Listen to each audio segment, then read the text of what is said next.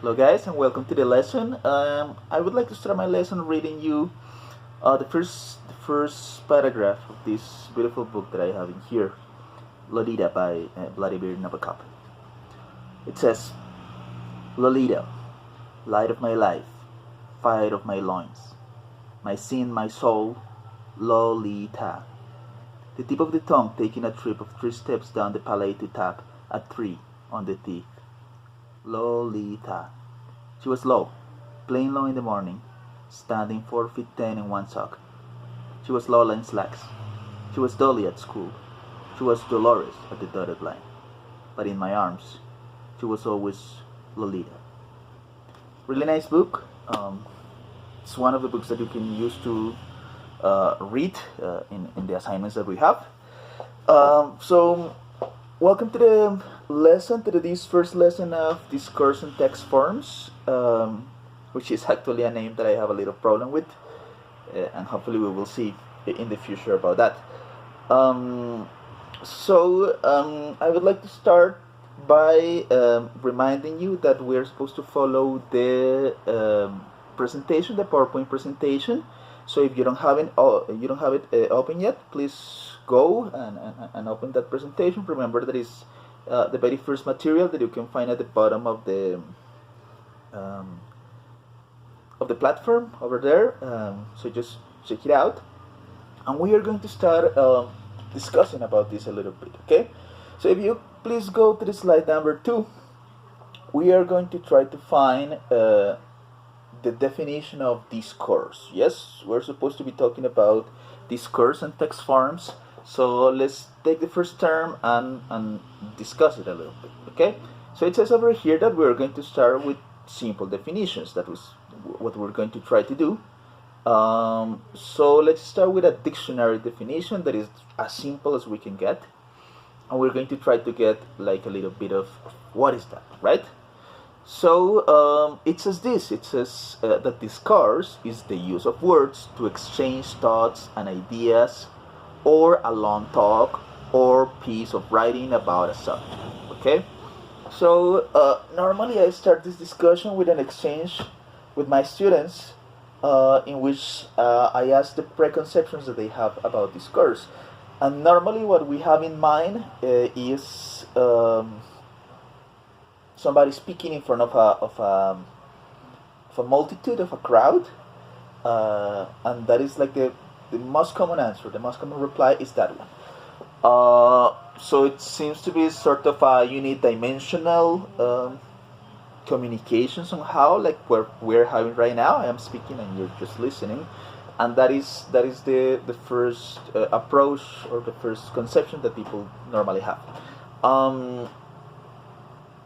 Also, it is mostly oral, right? Like many people believe that is like the essence of discourse, because normally we associate that with the word in Spanish, right?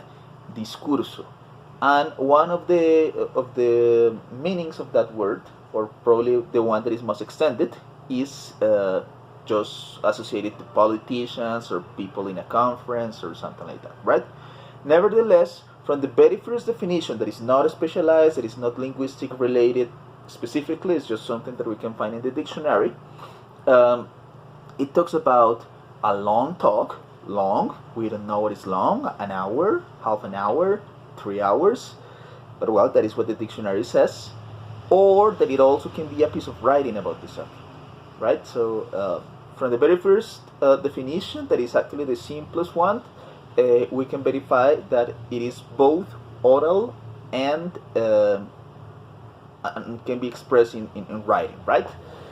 Now, it says over here the use of words to exchange thoughts and ideas. So if it says exchange, is because it is a two-way relationship, right? You don't only listen or receive or perceive, but there is a possibility of exchange, of having some sort of feedback, right?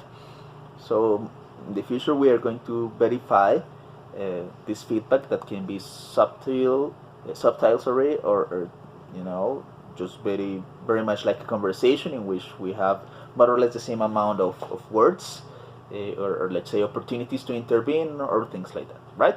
But that is the very first definition that is quite simple, and well, it already provides some sort of a change, if we want to call it that way, or shift in what we normally perceive as discourse. Now, if we advance into the next slide, uh, we are going to see a definition that is from a manual that is specifically, let's say, concentrated or focused into a discourse analysis manual. So this is not a general dictionary anymore. This is the Washington University Manual of Discourse Analysis, and is specialized, right? Now let's take a look at the definition that it says in here. It says, discourse is generally used to designate the forms of representation, codes, conventions, and habits of language that produce specific fields of culturally and historically located meanings, okay? Now, if you take a look at that, you will see that that is more specialized, and that it requires that you have a certain amount of knowledge in order to understand it. So, as we will do with the future definitions, let's try and do with this. Let's try and analyze this part by part, some of the terms that we have in here. So, discourse is generally used to designate the forms of representation. Okay, so the discourse is used in order to assign some sort of representation. What is a representation? Basically, you have an icon, an image, a word, or something similar that normally represents something else. When you see something like that, like there's something else that comes to your mind. So, well, I have over here my book of riddles.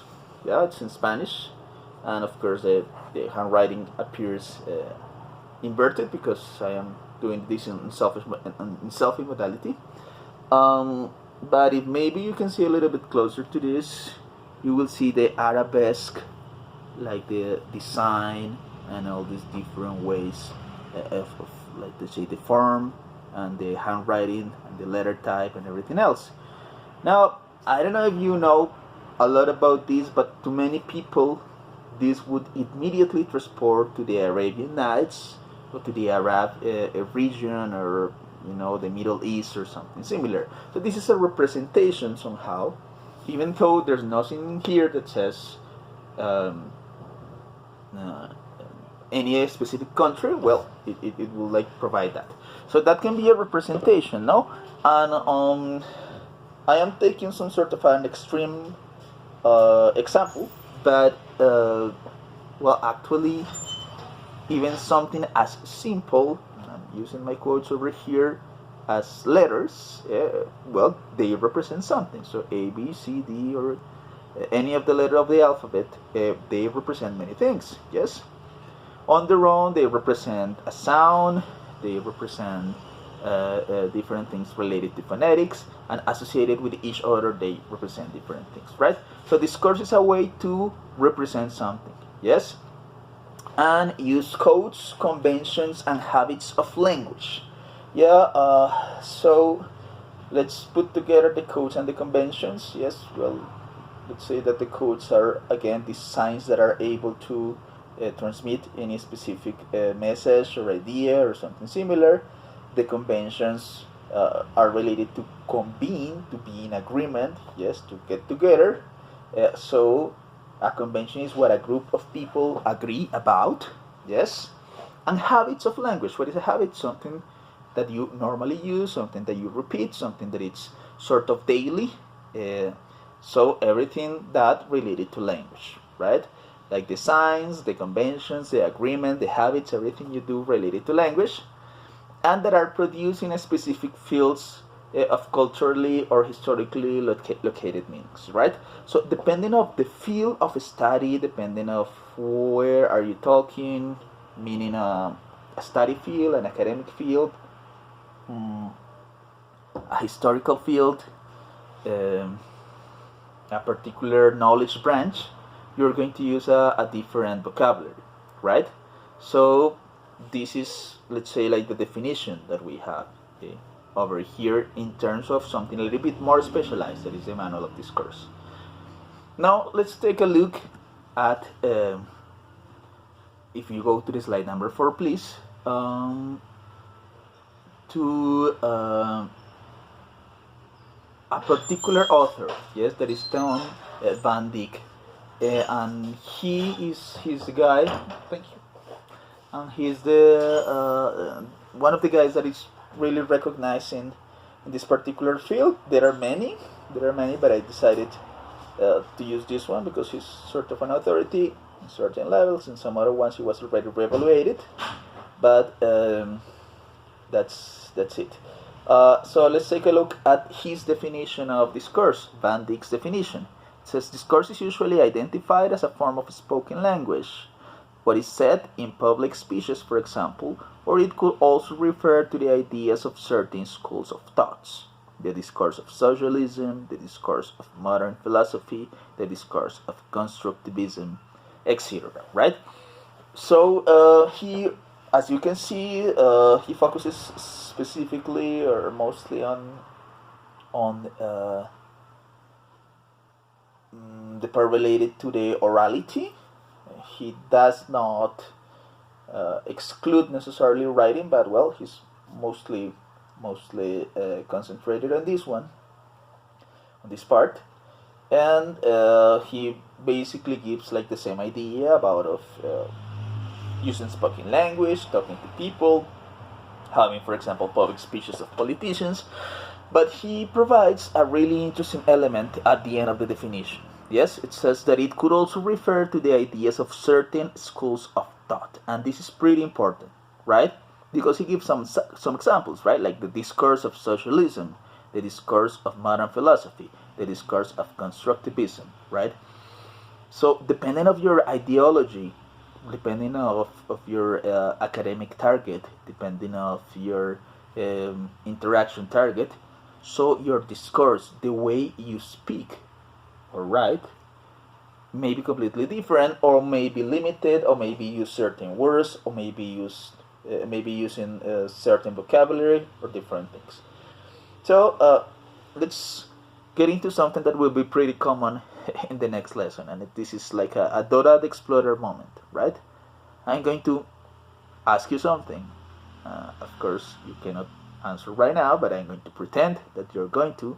So think about that over there at home, in front of your computer, wherever you are, and try to give me an answer, right?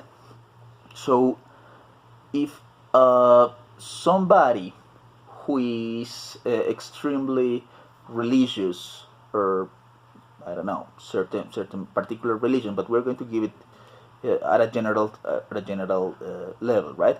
If somebody that is extremely religious is asked about, for example, abortion or homosexuality, right? How is going to be his or her discourse? Yes, would it be a discourse that accepts like the issue or the ideology? Is he or she going to provide acceptance, or is going to provide some sort of understanding? Is he going to promote that? Yes, maybe. Think about that, right? So the discourse of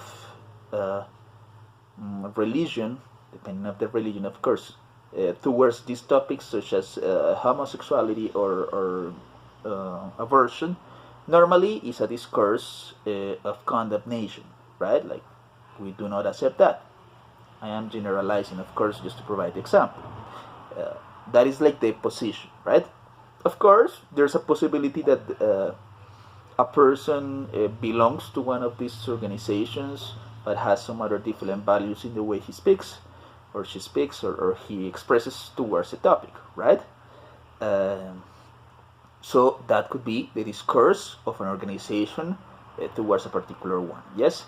Now, if we're talking about the discourse of socialism as the one that we mentioned over here, right? So what would be the discourse of socialism towards private property? right? Would that be a discourse of acceptance? Would it be a discourse of promoting that? Not really, because it's talking about an ideology that is normally contrary to socialism. Of course, I'm talking about a very general definition of socialism. We have a lot of subtypes, we have a lot of different ones. But well, my idea is that you understand, like what we talk about in terms of discourse, right? Now, let's give a final example, yes, and it will be the discourse of people who are taking virtual classes right now. Yeah, like it will be, for example, a discourse of finding alternatives, a discourse of, let's say, looking for ideas, a discourse of adaptation, a discourse of whatever, right? So more or less that would be like the definition over there, right? My point over here with these three examples that I provide is the possibility of providing these ideas related to how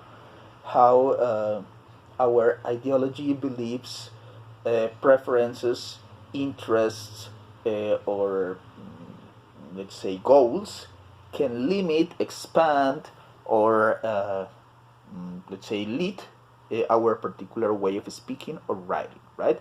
So that's what I can say that may be most relevant in terms of discourse right now. Now let's go to the final definition of discourse, and this is the one that may be most that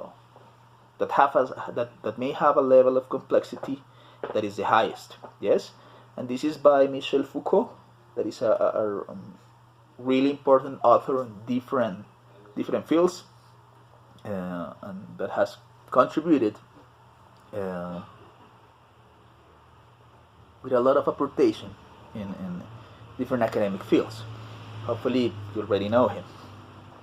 And well, this is the one that seems to be like the most complicated. Now, so let's take a look at it. It says systems of thoughts composed of ideas, attitudes, and courses of actions, beliefs, and practices that systematically construct the subjects and the worlds of which they speak. So, just like he's doing right now, yeah. So you take a look at that definition, and maybe it's confusing, maybe it doesn't make a lot of sense for some of you if you read it at first, because we're trying to define a phenomenon over here that is discourse. And we go from a very simplistic one of somebody speaking in front of a crowd to get this one again. But do not worry, we're going to try to explain this and find some meaning and into the definition. No? So first of all, let's talk about systems. Remember that when we're dealing with systems, we talk about parts that are individual somehow, but that they work together in order to complete a process or create a functions. What systems do you know? Yes, like what are the systems that comes to your mind when I speak right now? Dot a moment. Oh yes, okay, very good. So digestive system, for example, right? So we have all these different organs that have the possibility of processing the food, of processing the elements, of extracting the nutrients, of putting the things that are not worthy anymore into a different place and creating excrement and pee and everything else. And that is a system, right? All these different parts have a particular responsibility and they are interconnected somehow. Oh, okay. Somebody says about system, informatic systems, right? So maybe you think about computers. Same thing, like every computer has a particular, let's say, component that may have different responsibilities. I am not an expert myself, but of course there are all these internal parts, such as the motherboard, the UCP, and all these different circuitry and let's say boards and ideas and components. I'm sorry, that help us to create a language of processing and an operative system and help us with memory. And then we have the peripherals outside, such as the mouse or the screen, that has each one a particular function. And the idea is that eventually they all reach like one common goal, that is going to be interacting with the computer, writing, recording, creating videos, programs, music, well, etc. Right? So that would be a system. Now, the system that Foucault proposes is not composed by peripherals and mouse and screens and everything else, but is going to be composed by other sort of components. What are those? Thoughts, ideas, attitudes, and courses of actions, beliefs, and practices, right?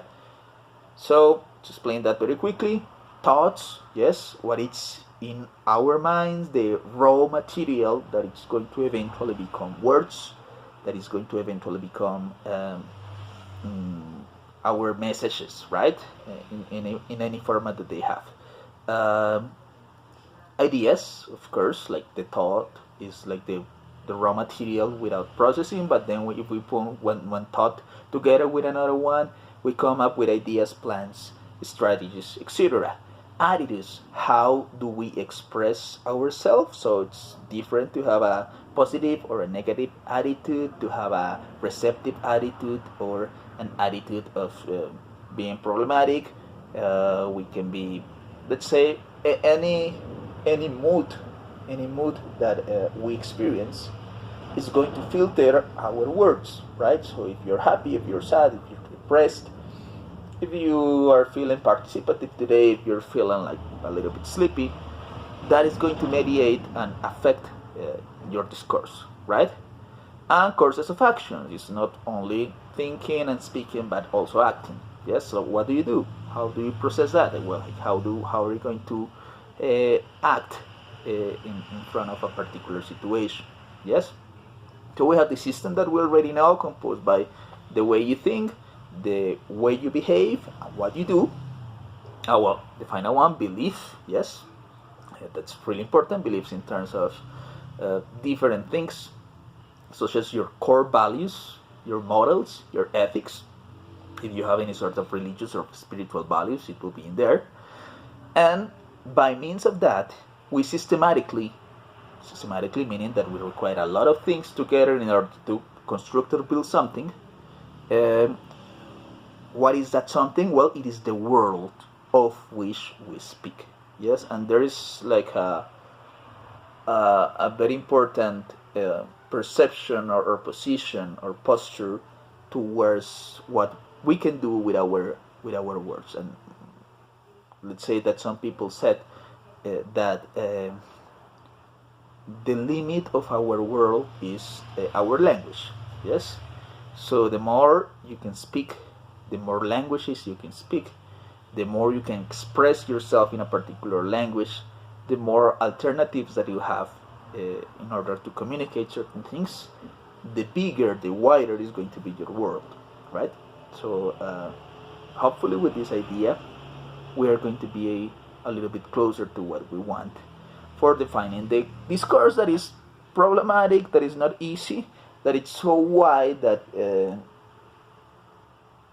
sometimes it's difficult to get the exact idea of what it is. But well, hopefully with these 3 or 4 definitions that we provided, we are going to have a general idea of what the discourse is. Yes? So this take us to something really important, that are the notions of discourse, right? But we're going to see this in our next video, okay? So thank you, see you in the next.